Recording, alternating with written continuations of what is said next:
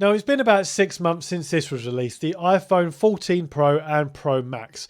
And in typical Apple fashion, they release the usual minimal upgrades that they do every single year with their mobile phones.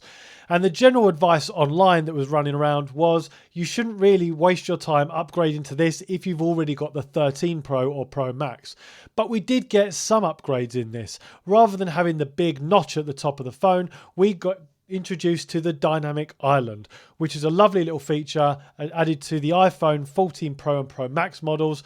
And the only issue with it was that Android phones have had this tiny little pinhole for their camera modules, whereas the iPhone has gone from having a big black notch to a big black pill shape, which is a bit of an issue, and it was met with some people loving it and some people hating it.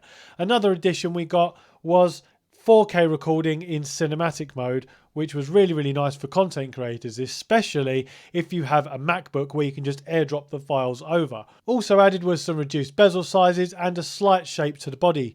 Otherwise, there wasn't that much that changed with the iPhone 14 Pro. And now that we're 6 months in, we need to start thinking about the iPhone 15.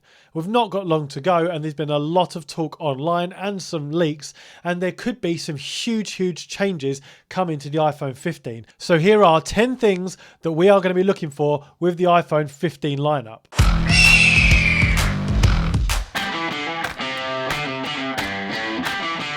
Now, for the last couple of years, iPhone have not changed their design, with the iPhone 14 Pro and the 13 Pro having pretty much the same body shape. Apparently, with the new iPhone 15, we are going to get an all-new redesigned titanium shell with even more curved edges and thinner body. Now, this is going to be a complete redesign of the iPhone, and it's something that I think we're all looking forward to, having a whole new design, which is going to make it more durable and much more attractive to the eye.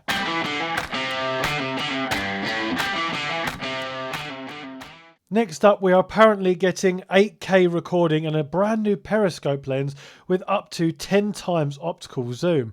Now, this is something that's been a long time coming for iPhone because Samsung have had 8K recording for the last couple of years, and as we all know, their space zoom camera can go up to 100 times in optical zoom mode.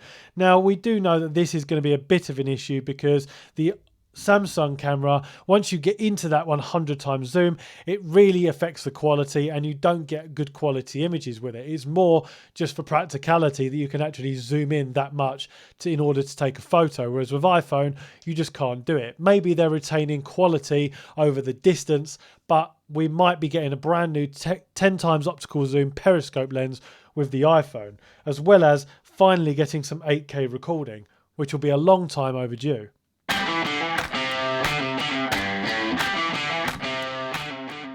Next up, we are apparently getting a brand new A17 processor for the iPhone 15. Now, this will be absolutely incredible. We don't yet know the specs on it, but we anticipate it will be significantly faster, have a much smoother response, and be able to have multiple windows open and multiple tabs open in your phone and have multiple things running at the same time, which will make the phone much more seamless and smoother and keeping up in line with the modern phones of today. iPhone are already at the lead with this kind of thing. Their processors are some of the best you can get on the market, but I anticipate that the A17 will just be in a class of its own and will make iPhone again ahead of its competitors.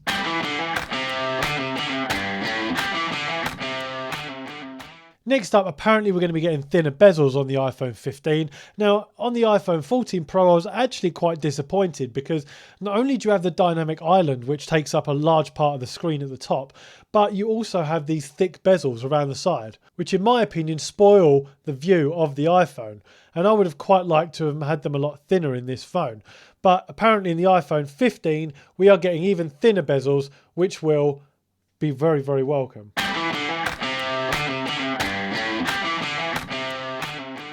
Finally, something that we've been wanting for a long time is USB-C charging. Now, the iPhone apparently is going to be getting USB-C, so it can conform to the European law that now all phones have to be USB-C. Now, the problem with this is we should have got it with the iPhone 14 Pro, but Apple seemed to care more about keeping their lightning cable than what the consumer actually wanted. Now, don't get me wrong, long-term iPhone users will always want the lightning cable because they've had it for a number of years. They've probably got loads of lightning cables laying around, and it's something that they just want to keep hold of. But USB-C is better for everyone because there's so many devices that you can charge now with USB-C, and it just means you'll have one less cable to use if you're using that for your phone as well.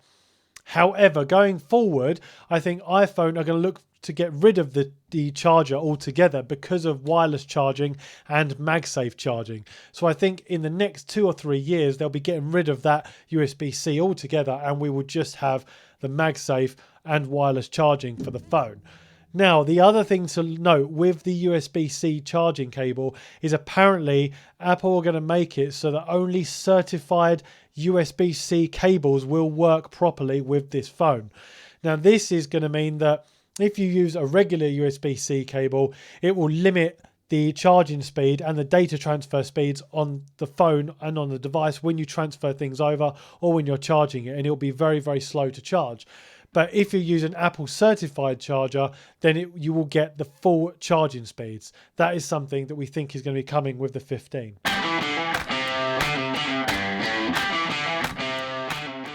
Next up, apparently there will be no buttons on the iPhone 15. Instead, you'll get touch-sensitive haptic pads on the side, which will be your volume buttons and your lock button.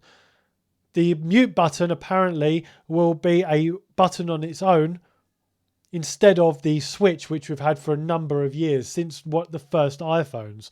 That is going to change and become a button, and the actual volume buttons are going to apparently change just to be touch sensitive haptic pads with feedback.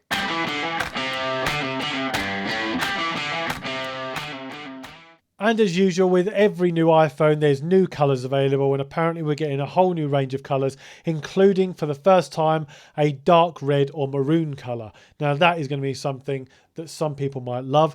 There is also apparently rumours of a gold iPhone coming as well. So we're probably going to get a silver or a white colour, a black colour, a dark red, and there's rumours of this gold as well.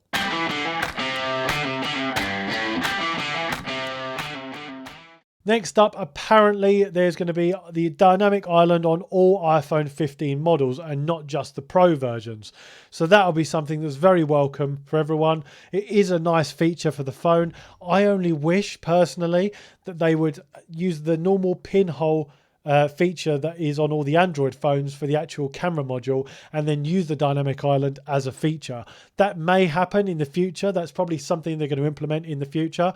But for the now, they're going to keep the dynamic island in its current form and just roll it out across new iPhone 15 models.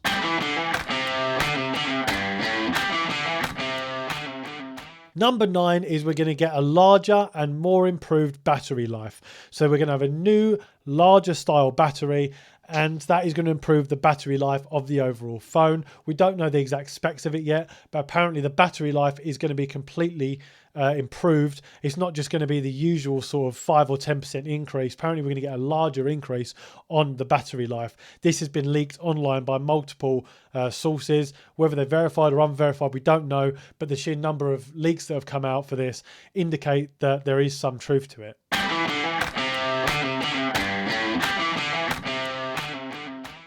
And finally, apparently, we're getting Wi-Fi 6E on this phone, which is going to mean faster Wi-Fi speeds, faster transfer speeds, and it's going to work so well with all Apple's devices. So if you're airdropping from your phone to your iPad to your MacBook to your studio, whatever it is, apparently that is going to make things a lot faster. So Wi-Fi 6E is coming to iPhone 15, and that is going to be very, very welcome. So what do you think about these rumoured updates for the iPhone 15? I think it's going to be absolutely incredible if they get this sleek new design rather than the quite chunky, boxy design of the current iPhone 14 Pro. I would really love this design that's on your screen right now. I think it'd be absolutely incredible. I think it would really make a difference and set iPhone into the future with other mobile phones.